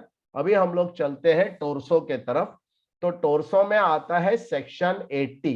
ओके, 80 वाला सेक्शन, जैसे मैंने बताया ये ऑलमोस्ट 80 सेक्शंस, 80 वाला 82 या 85 सेक्शंस है। बट हम लोग हमारे इंश्योरेंस करियर में जिसका बहुत अच्छा फायदा ले सकते हैं प्रीमियम लेने के लिए, उसमें 10-12 सेक्शंस है। खाली 80C 80D जानकर और सेक्शन 10-10D जानकर अगर आप जाएंगे तो आपका कोई यूएसपी नहीं रहेगा। इसके लिए आपको क्लाइंट के साथ एक अलग भाषा में बात करना पड़ेगा। मैं आपको ये कोर्स में ये भी बताऊंगा कि एक चार्टर्ड अकाउंटेंट के पास जब आप जाते हो तो आपको क्या डिस्कस करना चाहिए, कौन से सेक्शंस के बारे में उनके साथ डिस्कस करना चाहिए, तो वो आपको सैल्यूट करेगा और वो आपके साथ एकदम वो उसको लगेगा ये हमारा लेवल का आदमी है हम बात करेंगे। आपको कुछ आता नहीं है बट जस्ट 2-3 सेक्शन भी आप बता देंगे तो उनको मतलब एक अलग लेवल पे आप उनको, और ऑफ कोर्स आपको इनकम टैक्स तो पर्सनल इनकम टैक्स तो आता ही है, हम चार्टर्ड अकाउंटेंट नहीं है। और ये कोर्स का ऑब्जेक्टिव नहीं है कि आपको चार्टर्ड अकाउंटेंट बनाना हो, तो जस्ट इम्पॉसिबल है। सेकेंड, ये कोर्स का ऑब्जेक्टिव ये भी नहीं है कि आप रिटर्न्स वगैरह फाइल करो, वो भी हमारा ऑब्जेक्टिव नहीं है। इसके लिए इसको मैं पूरा मार्केटिंग एंगल से पढ़ा रहा हूँ। तो मतलब आपको कोई कारकुन बनना नहीं है, इनकम टैक्स रिटर्न फाइल करना नहीं है। भले मैं इनकम टैक्स का सब बात करता था बट इनकम टैक्स रिटर्न के लिए मैं चार्टर्ड अकाउंटेंट के पास ही, मैंने मेरा एक खुद का चार्टर्ड अकाउंटेंट अपॉइंट किया था और जो भी मेरे लोग थे रिटर्न में वो चार्टर्ड अकाउंटेंट को देता था। बट एटलीस्ट क्या रहता है हमारे रिटर्न फाइल होता है तो थोड़ा सा जो है वो एंगल ये आता है। फाइन, तो दैट वाज वेरी इंटरेस्टिंग। तो चैप्टर 6 से में सबसे पहला सेक्शन 80C है जो हम सब जानते हैं। आपका PPF, CPF, VPF, PF, NSC, LIC, education expenses, housing loan principal, life insurance premium, infrastructure bond, ये सब आपको जो है वो 1-1.5 लाख तक आपका मतलब इंक्लूडेड है। 1.5 लाख तक आपको इसमें रिबेट मिलता है। एक सेकेंड ना, ओके 1.5 लाख तक मिलता है। I don't know why this. तो 1.5 लाख तक आपको इसमें ये सेक्शन में रिबेट मिलती है। इसको पहले सेक्शन 88 कहते थे। 80 सीसीडी ये नया सेक्शन है जो 2016-17 में ऐड किया है, तो ये आपको ध्यान रखना चाहिए। 80 सीसीडी क्या कहता है कि आपने एनपीएस में अगर 50,000 रुपया एक्स्ट्रा अगर आपने इन्वेस्ट किया तो आपको एडिशनल 50,000 का टैक्स रिबेट मिलेगा 1.5 लाख के ऊपर। नॉर्मली क्या है ना, एनपीएस से हमारा कोई लेना देना नहीं है। ओके, तो आप बोलेंगे सर एनपीएस का कोई लेना देना नहीं तो मैं ये क्यों समझूं और मैं ये क्यों समझाऊं। तो दोस्तों आप लोगों को समझना है कि आपको सिर्फ एक लेना बैंक नहीं बनना है। Okay, as an insurance agent हम पॉलिसीज और प्लान सब बताते हैं और हम लेना बैंक बनते हैं, जाके लोगों से खाली पैसा लेने का जानते हैं। बट अगर आप देना बैंक बनेंगे, देना बैंक बनेंगे मतलब आप देने की बात करेंगे, आप लोगों का पैसा बचाएंगे, आप लोगों को प्रॉफिट करके देंगे, आप लोगों को बेनिफिट करके देंगे और उसके बाद फिर प्रीमियम का बात करेंगे, तो उसका जलवा कुछ अलग होता है। तो मैं आपको ये प्रॉमिस करता हूं कि ऐसे सब आइडियाज आप जाकर अगर क्लाइंट को बोलेंगे, आपको इसमें से कुछ कमीशन नहीं मिलेगा और उनको डायरेक्टली ऑनलाइन जाके करना है। बट आपको खाली सबको इन्फॉर्म करना है कि सर 80 सीसीडी में आपको एक एडिशनल 50,000 रुपए का इन्वेस्टमेंट मिल सकता है। तो क्या है ना, अभी लोगों को कैसा लगता है ना, खाली पॉलिसी बेचने के लिए आते हैं लोग। ओके, तो ये जो एक जो थॉट प्रोसेस है या हमारी एक जो भनक बन गई है, जैसे मनी प्लस में बहुत सारा लोगों का नुकसान हो गया। जीवन सरल में बहुत बड़े बड़े स्पीकर्स, बड़े बड़े चीज, जैसे मनी प्लस में भी बड़े बड़े स्पीकर्स बड़ा बड़ा चीज सब बता के गए और हम जाके क्लाइंट को वो बोल दिए और सब हमारा मतलब वो क्लाइंट का नुकसान हुआ, हमारा भी उसमें फेस लॉस हुआ, कस्टमर का हमारे ऊपर ट्रस्ट चला गया। जीवन सरल में भी ऐसे बहुत बड़ा बड़ा ये क्या वो भी एक कांड हो गया है। तो ये सब चीजों से क्या होता है ना, हमारा ट्रस्ट जो है ना वो डेफिसिट हो जाता है। तो हमको ट्रस्ट डेवलप करने के लिए कुछ एडिशनल हमको करना पड़ेगा। तो 80 सीसीडी एक सेक्शन है। उसके बाद 80D है, मेडिक्लेम है। खुद के लिए 25,000 मिलता है, सेल्फ स्पाउस चिल्ड्रन के लिए, पेरेंट्स के लिए अलग 25,000 मिलता है, सीनियर सिटीजन है तो 30,000 मिलता है। तो एक बंदा नॉर्मली 50 से लेके 60,000 तक इसमें इन्वेस्ट करके अपना टैक्स बचा सकता है। उसके अलावा नेक्स्ट सेक्शन है सेक्शन 80DD। ओके, 80DD मतलब अगर किसी को कोई भयानक लाइफ थ्रेटनिंग डिजीज है, जैसे कैंसर है, हेमोफीलिया है, और ये कोर्स में आपको पूरा डिटेल में समझाया जाएगा, तो उनको 75,000 रुपया, अगर डिसेबिलिटी नॉर्मल है तो सॉरी 80DD में डिसेबिलिटी के बारे में, not cancer, sorry I am extremely sorry, 80DD भी कैंसर का है। तो 80DD में अगर कोई किसी का अगर डिसेबिलिटी चैलेंज्ड वाला, फिजिकली चैलेंज्ड और मेंटली चैलेंज्ड किसी रिलेटिव का अगर वो ख्याल रख रहा रहेगा तो उसको एडिशनल 75,000 का डिडक्शन मिलता है अगर डिसेबिलिटी नॉर्मल है, और अगर डिसेबिलिटी सीरियस है तो 1 लाख रुपया मिलता है। तो ये डेफिनेटली कोई भी चार्टर्ड अकाउंटेंट पूछता नहीं है, बट आपको फैमिली के बारे में आपको जानकारी होती है, तो कोई फैमिली में अगर ऐसे बच्चा हो सकता है, ब्रदर हो सकता है, कोई रिलेटिव हो सकता है, अंकल हो सकता है, जिसका ख्याल अगर कोई फैमिली रख रही है तो उनको एडिशनल डिडक्शन वो केस में मिलता है। 80DD भी है, ये लाइफ थ्रेटनिंग डिजीजेस है। इसके मतलब हॉस्पिटलाइजेशन का जो कॉस्ट है मेडिक्लेम में अलग मिलता है, इसमें अलग मिलता है।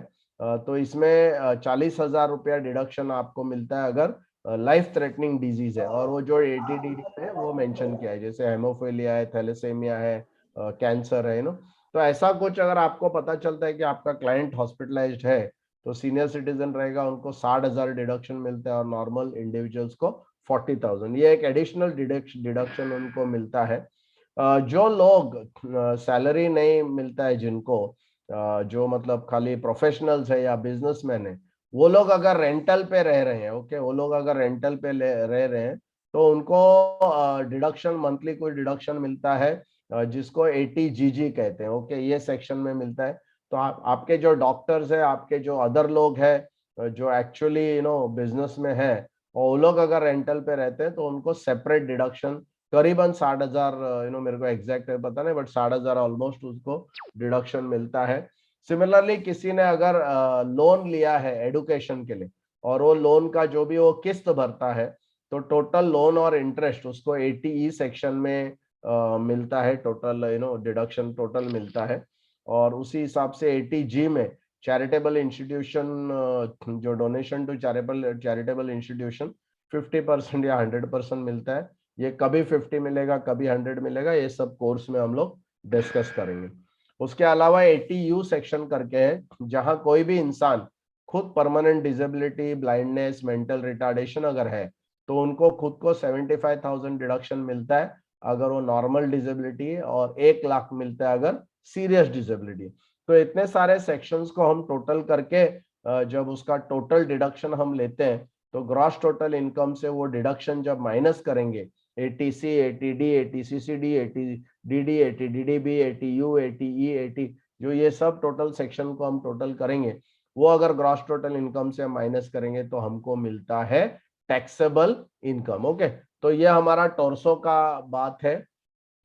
उसके अलावा सरचार्ज है, अगर आपका टैक्सेबल इनकम 50 लाख से ज्यादा है तो आपको एडिशनल टैक्स के ऊपर 10% एडिशनल, मतलब जो भी टैक्स आएगा उसका 10% एडिशनल आपको टैक्स भरना पड़ता है। अगर आपका टैक्सेबल इनकम 1 करोड़ से ज्यादा है तो आपको 15% सरचार्ज लगेगा। अगर आपका टैक्सेबल इनकम 2 करोड़ के ऊपर है तो 25% लगेगा, और अगर आपका टैक्सेबल इनकम 5 करोड़ के ऊपर है तो 37% आपको लगेगा। तो ये आपको, मतलब जैसे 5 करोड़ पे अगर जो भी टैक्स आया, सपोज 5 करोड़ पे आपको 1 करोड़ टैक्स आया, तो एक्चुअली उनको 1.37 करोड़ टैक्स भरना पड़ेगा, मतलब जो भी टैक्स है उसका 37% एडिशनल उनको भरना पड़ता है। ओके, तो अभी टैक्स का जो एक बार टैक्सेबल इनकम आता है ना, तो टैक्सेबल इनकम के ऊपर आपका टैक्स का रेट डिसाइड होता है। तो ये प्रीवियस वाला जो रेजिम है, इसमें new regime and old regime करके है। प्रीवियस वाला जो रेजिम है दैट इज विद डिडक्शन, अगर आप सब डिडक्शन लेते हो तो आपको 2.5 लाख रुपया तक किसी को टैक्स नहीं है। 2.5 लाख से 3 लाख, 2.5 लाख से 5 लाख, ऑलमोस्ट 2.5 लाख से 5 लाख आपको 5% है। 5 लाख से 10 लाख 20% है, और 10 लाख के ऊपर 30% है। बट किसी का भी इनकम अगर 5 लाख के अंदर है तो उसको टोटल टैक्स फ्री है, कोई भी टैक्स उसको भरने की जरूरत नहीं है, उनको 5% लागू होता नहीं है। बट जैसे ही आपका इनकम 5 लाख के ऊपर जाएगा तो वो 5% फिर आपको भरना पड़ेगा। ये विद डिडक्शन वाला फॉर्मूला है। और विदाउट डिडक्शन जब होता है, मतलब कोई आप डिडक्शन अगर नहीं ले रहे हैं, तो 2.5 लाख से 5 लाख तक 5% है, 5 लाख से 7.5 लाख 10% है, 7.5 लाख से 10 लाख 15% है, 10 लाख से 12.5 लाख 20% है, 12.5 लाख से 15 लाख 25% है, और 15 लाख के ऊपर 30% है। ओके, तो इस प्रकार से हम ये जो इनकम, मतलब इसको हम लोग ये कर सकते हैं। सीनियर सिटीजन और ये जो ये है सुपर सीनियर सिटीजन, मतलब जो 80 के ऊपर है, उनके लिए अलग टैक्स का रूल है।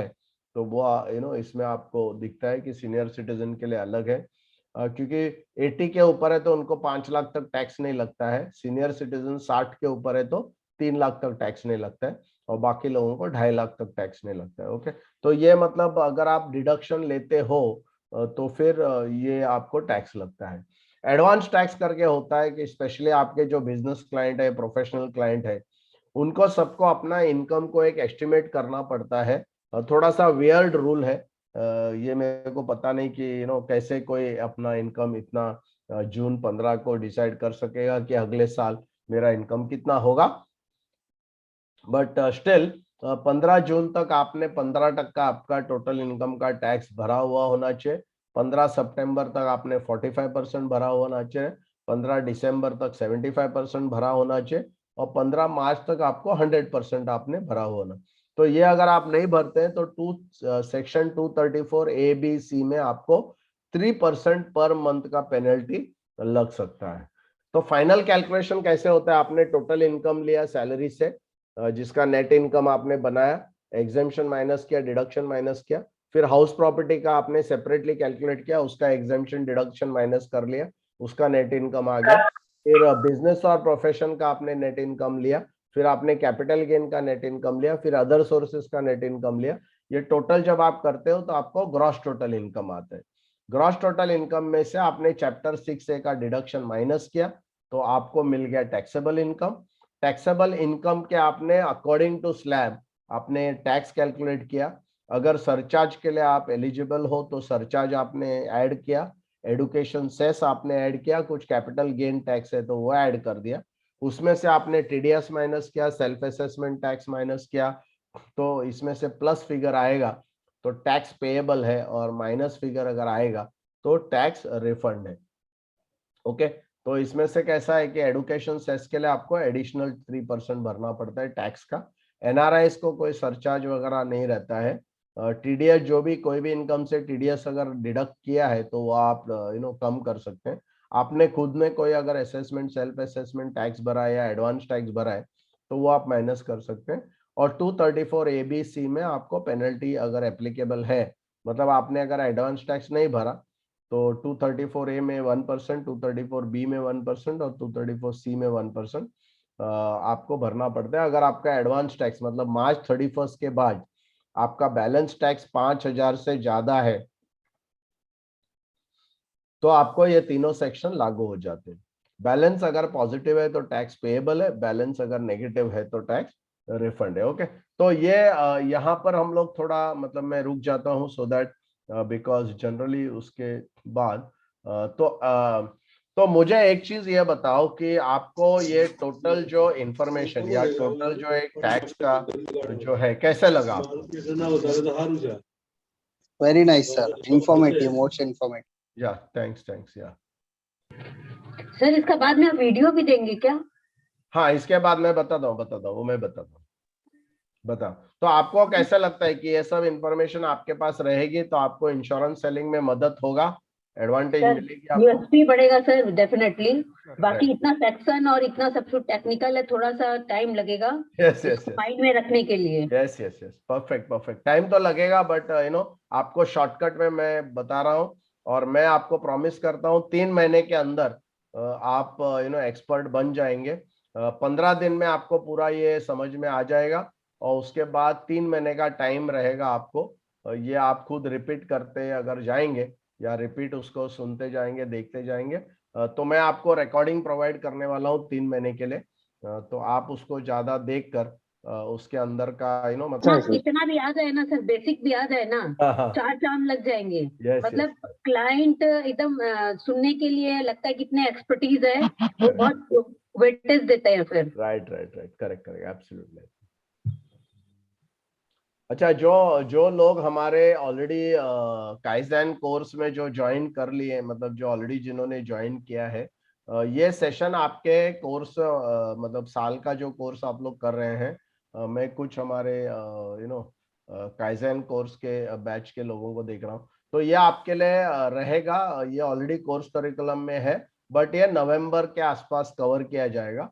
तो आप लोगों को अभी अगर स्टडी करना है तो आप लोग ये ज्वाइन कर लीजिए। जब आपके बैच में ये वापस सिखाया जाएगा तो आपके लिए एक रिपीट होगा और एक रीइंफोर्समेंट होगा। बट मैं पहले ये बताना चाहता हूँ बिकॉज आप लोगों को ऑलरेडी आप लोग ये कोर्स में कवर होने वाला है, बट थोड़ा देरी से होगा।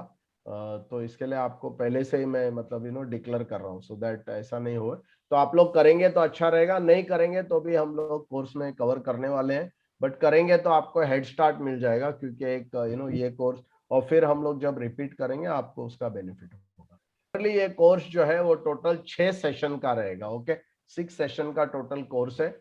इसमें 5 रिकॉर्डेड सेशंस रहेंगे। तो आपका जो टाइम और डे और टाइम फिक्स होगा, उस डे और टाइम को आपको ये सेशन अटेंड करना है। वो रिकॉर्डेड रहेगा बट आपको इंटरेक्शन उसमें दिखेगा बिकॉज वो लाइव सेशन रिकॉर्डेड है, खाली ऐसा ही रिकॉर्डेड नहीं है। जो लोगों को मैं समझा रहा हूँ और लोग वहाँ सवाल पूछ रहे हैं उसको मैं एक्सप्लेन कर रहा हूँ, उसको कैलकुलेट करके बता रहा हूँ, ऐसा सब उसमें रहेगा। तो 5 रिकॉर्डेड सेशंस रहेगा। उसके अलावा एक लाइव जूम सेशन रहेगा, ओके, जिसमें मैं पर्सनली रहूंगा और आपके पूरे सवाल जवाब का 100% आपको आंसर जो है उस लाइव सेशन में मिलेगा। उसके अलावा आपको ये जो 6 सेशन मतलब जो क्वेश्चन आंसर वाला भी सेशन है वो भी आगे ऐड किया जाएगा, बट ये पूरा 6 सेशन का रिकॉर्डिंग आपको 3 महीने के लिए अवेलेबल किया जाएगा। आप लोग इसको कंटिन्यूसली 2, 4, 5 बार देख सकते हैं। तो आपका ये कोर्स 15 दिन में खत्म होगा, उसके बाद आप वापस इसको रिपीट देख सकते हैं। उसके अलावा व्हाट्सएप ग्रुप आपका बनाया जाएगा। जो भी वो कोर्स ज्वाइन करता है उसके लिए हम एक व्हाट्सएप ग्रुप बनाएंगे, जिसमें आप सवाल जवाब, व्हाट्सएप ग्रुप में भी सवाल आप डालेंगे तो उसका आंसर मैं इमीडिएटली, मतलब विद इन इमीडिएट, जितना हो सके उतना फास्ट उसका आंसर मैं आपको दे दूंगा। उसके अलावा हर सेशन के बाद आपको एक गूगल फॉर्म भेजा जाएगा वो ग्रुप में, तो वो गूगल फॉर्म के ऊपर भी आप आपका सवाल को टाइप करके रख सकते हैं, जिससे कि जो सेशन, जिस दिन मैं लाइव सेशन दूंगा, वो गूगल फॉर्म में जो सवाल पूछा है उसका आंसर मैं स्टेप बाय स्टेप दूंगा। तो ये ऐसे ये कोर्स है। 5 रिकॉर्डेड सेशन जो है वो ट्यूसडे 1 फेब, वेडनेसडे 2 फेब 8 बजे से 10 बजे तक रहेगा। इसमें शायद थोड़ा डेट कुछ चेंज हो सकता है, बट वो देखेंगे। 1 फेब को और 2 फेब को रहेगा 8 से 10 बजे, संडे को 6 फेब को 11 से 1 बजे, फिर मंडे को 7 फेब को 8 से 10 बजे, और ट्यूसडे 8 फेब को लाइव जूम सेशन मेरे साथ रहेगा जो क्वेश्चन आंसर्स का है। ओके, डेट थोड़ा सा आगे पीछे हो सकता है, बट बिफोर वेडनेसडे आपको ये बताया जाएगा। तो ये कोर्स ज्वाइन करने के लिए एक्चुअली ये कोर्स का फीस 9999 है, बट हम लोग एक अर्ली डिस्काउंट इसमें कर रहे हैं, जो अगर आप गुरुवार थर्सडे को 27 जनवरी के पहले अगर भरते हैं तो आपको 85% डिस्काउंट मिलेगा। मतलब आपको सिर्फ 1499 भरना पड़ेगा, प्लस आपको इंस्टा मोजो का कुछ 90 रुपीज एडिशनल आएगा, तो अप्रोक्सीमेटली 1590 ऐसे आपको ये कोर्स का पूरा टोटल मतलब फी रहेगा। 27 जनवरी के बाद ये कोर्स का फी 9999 रहेगा। ओके, तो इसके लिए ये डिस्काउंट कूपन मैंने आपको बोला, उसका एक लिंक हम आपको देंगे आज आपके ग्रुप में भी, इवनिंग वाला जो आईटी ग्रुप है उसमें मैं शेयर करूंगा। प्लस थर्सडे का पहला बट आपको ये भरना है, फिर थर्सडे तक हमारा कोर्स सेटअप हो जाएगा, उसके बाद आपको हम एक्सेस दे। Any questions on this? Sir मेरा क्वेश्चन था, हाँ, इसका जो कैलकुलेट, हम लोग का इतना मतलब मैथमेटिक इतना अच्छा नहीं है, हाँ, तो इसका जो कैलकुलेशन रहेगा क्या वो हम लोग को इजीली दिमाग में रहेगा क्या? yes, मतलब yes, yes, क्योंकि हम लोग कोर्स में एक्चुअल कैलकुलेशन हमने करके दिखाया है। ओके, एक एक्सेल शीट डालकर एक्चुअल कैलकुलेशन हमने करके दिखाया। उसके अलावा आपको पूरा जो पूरा एक कैलकुलेट किया हुआ एक सैंपल आपको प्रोवाइड किया जाएगा, और उसके अलावा आपको पूरा नोट्स, ये पूरा जो सेशन है उसका एक हार्ड मतलब पीडीएफ आपको दिया जाएगा। एप्स के बारे में, फ्री एप्स। हाँ, राइट, हाँ, free apps. Thank you Reno, thank you very much. Okay, तो ये एक फ्री ऐप है हमारा, फंडिंग रिस्पॉन्सिबिलिटी करके, मैं चैट में अभी डाल देता हूँ। फंडिंग रिस्पॉन्सिबिलिटीज करके एक फ्री ऐप है, ये चैट में मैंने डाल दिया है, फंडिंग रिस्पॉन्सिबिलिटी। तो आपको प्ले स्टोर में जाना है, ये iOS में नहीं है,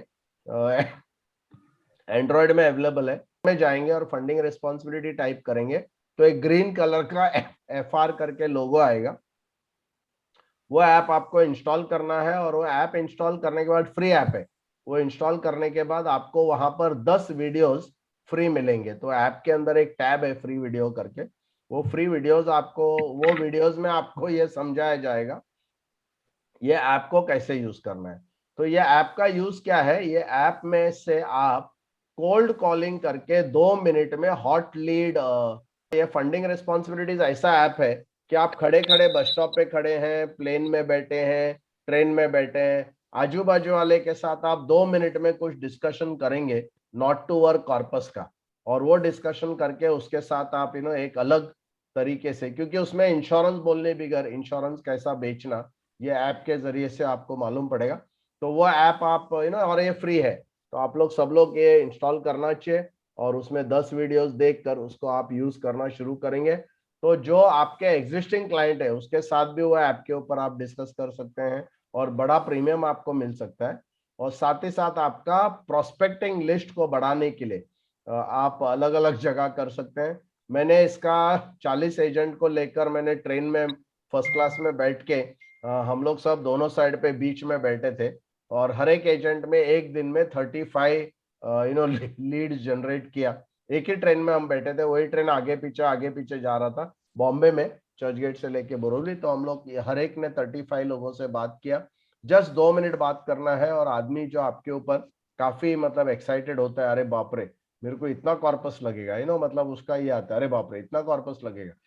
तो वो थोड़ा सा उसको जो चीज किसी ने बताया नहीं ना वो हम बताएंगे, तो उनको काफी मतलब अच्छा लगता है और उसका आप सेपरेटली ये कर सकते हैं। LIC ने मुझे इस चीज के लिए, ये FR ऐप का ट्रेनिंग के लिए पूरे ऑल ओवर इंडिया में करीबन मैंने ऑलमोस्ट 50 साल। You asking something Renu? नहीं सर, समथिंग मतलब नहीं। Okay okay. सर आपका वो पूरा ईयर के कोर्स का भी बोलिएगा ना, डालेंगे एक बार। हाँ चलेगा चलेगा चलेगा, मैं बोलता आपको हूँ। YouTube में सुनती हूँ तो। हाँ अच्छा सुन रहे हैं आप, ओके ओके। अभी YouTube में हमने हमारा जो बुक है ऑब्जेक्शन ओवररूल्ड, वो बुक के ऊपर मैं बहुत इंटरेस्टिंग वीडियोस मतलब डाल रहा हूँ। इंग्लिश का सेपरेट है। चैलेंज जैसा कुछ है। हाँ मैं करेक्ट, इंग्लिश में सेपरेट है और हिंदी में सेपरेट है, तो जरा तो ज्यादा YouTube इंग्लिश चैनल में को आता है। भी। हाँ आपने ये किया है सब्सक्राइब? मैंने किया ना सर, वन हाँ डे आप जो। हाँ करेक्ट करेक्ट। तो बाकी लोग भी सब्सक्राइब करो। ऑब्जेक्शन बहुत इंटरेस्टिंग स्टोरीज है कि क्लाइंट को बिना डिस्कस किए या बिना आर्ग्यूमेंट किए स्टोरी बता के आप कैसे हैंडल कर सकते हो। यस थैंक यू सुधाकर मोरे जी। सुधाकर मोरे जी ने डायरेक्ट लिंक ही भेज दिया हिंदी का, ओके वेरी गुड। तो मैंने अभी इसमें लिंक डाला है, it's very interesting very important, और ऐसे 40 वीडियोस आने वाले हैं। तो प्लीज आप लोग सब्सक्राइब कीजिए, आपके पूरे ग्रुप में भेज दीजिए, इट्स ऑल फ्री। चाहता हूं कि हमारी इंडस्ट्री में ज्यादा से ज्यादा लोग सक्सेसफुल हो, तो इसके लिए बहुत ही इंटरेस्टिंग कंटेंट है। तो आप okay, if there are any questions, आप लोग थर्सडे के पहले ये ज्वाइन करके इसका पूरा जो बेनिफिट है वो आप लेंगे, ऐसा मैं आशा करता हूं। एंड आपको अगर हमारे ईयर लॉन्ग प्रोग्राम में, क्योंकि जस्ट हमारे एक एजेंट का कोर्स शुरू हुआ है, फ्राइडे का बैच रहता है, तो Giri Reddy can you just share your experience since you are already there? Offline का कोई प्रोग्राम है सर? ऑफलाइन का नहीं, अभी ऑफलाइन फिलहाल नहीं है सर, और हमारा ऑफलाइन बहुत मतलब क्योंकि इसलिए ऑनलाइन है क्योंकि एवरी वीक का सेशन है इसके लिए जी। 2011 में सर को ज्वाइन किया था। हाँ हाँ। मेरा एजेंसी 2008 का है। ओ 8 का है, अच्छा ओके ओके। बताने में खुशी होती है कि वो टाइम पे एक मेरा अर्ली क्लेम रिजेक्ट हुआ था, LIC ने मुझे लेटर भेजा था हाँ हाँ रिगार्डिंग वो। उस बार सर ने मुझे हेल्प किया था, उन्होंने लेटर खुद लिख के दिया था, बोला ये बहुत डेंजर केस है, कुछ प्रॉब्लम हो जाएगा आपके एजेंसी को। हाँ। तो मैं सर को नया नया ही मिला था, लेकिन सर में इतना हम्बल था, उन्होंने मुझे लेटर लिख के दिया और मैंने वो LIC में सबमिट किया। ओके मुझे याद नहीं, थैंक यू का बड़कपन है, वो हर एक को अपने फ्रेंड जैसा फील कराते, और होमे जितना अच्छा है वहाँ पे। साल मेरा काम भी सर अच्छा हुआ था। हाँ मेरे हाँ डेवलपमेंट ऑफिसर मिस्टर मिलिंद परब, हाँ मिलिंद पर मुझे बोलते हैं शरण देखो तुम्हारा पिकअप लिया था बिजनेस जब भी तुम लाजरस के क्लास में ज्वाइन। हाँ हाँ। तो स्लोली काम होता है, रेगुलर होता है, और हम लोग एक मतलब एक ट्रैक पे रहते हैं। राइट फायदा लाजरस एकेडमी का है sir. Thank you very much, thank you. I will recommend my all friends की जो भी सेशन होता है सर का ज्वाइन करेंगे तो डेफिनेटली कुछ लॉस तो है नहीं अपना, प्लस ही होगा और बिजनेस में भी होगा डेफिनेटली। राइट थैंक यू शरण, थैंक यू सर मेरा एक था क्वेश्चन। हेलो हाँ हाँ बोलो ना। सर, मेरा तो मैं 19 साल से मेरा एजेंसी है। हाँ हाँ अभी मेरा MDRT कंटिन्यू हो रहा है, लास्ट ईयर से मैं TOT कर रही हूँ। Very good congratulation. सर लेकिन मेरे को TOT का मेरा ड्रीम है शुरू से। आपको TOT अगर करना है तो आप सेपरेटली मुझे कॉल कीजिए, हम लोग उसके ऊपर कुछ डिस्कस करेंगे। सर आपका नंबर सर? हाँ नंबर मैं देता हूँ ना, I just put it in the chat, आप लोग लिख सकते हैं 996-736-8426 996-736 8426। Dhananjay Dikshit, can you just unmute? Dhananjay बोलिए। हाँ सर, मेरा एजेंसी 2013 से है। हाँ हाँ तो मेरा फिलहाल में कैसा है कि पहले मैं पिछले 4-5 साल से बहुत ही ऐसी टाइमिंगली काम होता था मेरा, हाँ तो मैं जॉब के साथ करेक्ट लेकिन अभी फिलहाल 2 साल से मैं फुल फ्लेश इसमें काम कर रहा हूँ। हाँ हाँ और पिछले साल ही आपका पूरा होल ईयर का प्रोग्राम ज्वाइन किया था। हाँ तो उसमें से आपका जो ट्रेनिंग सेशंस है वो बहुत ही मोटिवेशनल है, और जो आप इंफॉर्मेशन शेयर करते हो वो इतना अच्छा है कि कोई अदर प्रोग्राम में वो देखने को मिलता नहीं है। और कैसे सिस्टमेटिक वे से आप उसको कैसे प्लान करके कस्टमर को कैसे समझाना चाहिए उसका बेनिफिट, और कोई भी झूठ नहीं बात बोल के उसको पूरी तरह इंफॉर्मेशन देके एब्सोल्युटली उसको कैसे मोटिवेट करना चाहिए कि उसको ये प्लान, ये जो LIC में पैसे इन्वेस्ट करना है वो क्यों जरूरी है, उसको अपन उसकी रियलाइजेशन देते हैं। तो मेरे को आपके प्रोग्राम से यही सीखने को मिला है बेसिकली। राइट गुड और बहुत ही मोटिवेशनल है, और आपकी जो भी एक्टिविटी आप करवाते हो that is a very unique activity. Correct. तो आप CRM वगैरह कर रहे हो कि नहीं? हाँ सर, इस साल हो जाएगा sir. Right very good. Okay, thank you. I think if there are no questions, then thank you very much for attending. And जल्दी से आप लोग register कर लो, and we'll buy when it. Thank you very much. All the best, all of you. Thank you, and wish you a very great business in March, so that you should break all your March records. पहले का जो भी record है पूरा आप break करेंगे, ऐसा मेरी आशा है. Okay, thank you very much.